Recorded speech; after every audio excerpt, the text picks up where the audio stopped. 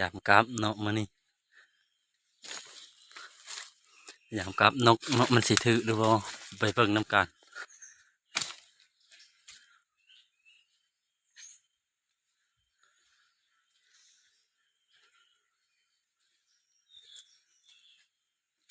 โอ้ถือเลย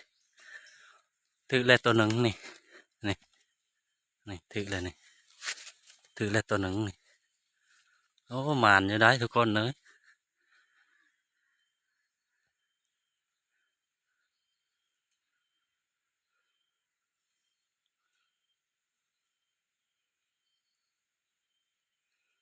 โอ้น่ะจิโลก็ยังอยู่นะ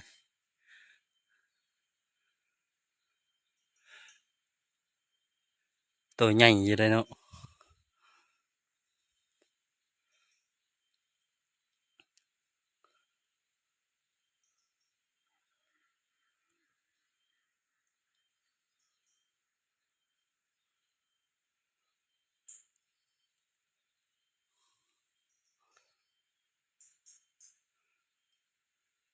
มานอยู่ได้ทุกคนเลยมันนี่ได้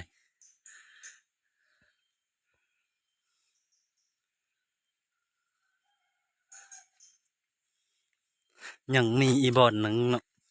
เฮาสิพยายามลองเบิ่งว่ามันบ่ฮู้ว่ามันสิถือหรือบ่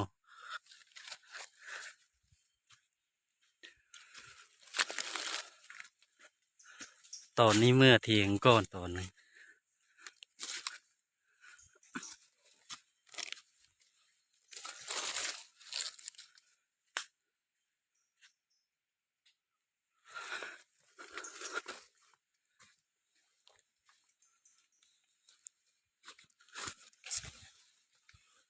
แล้วจังโอ้ฝนตกเด้อมื้อนี้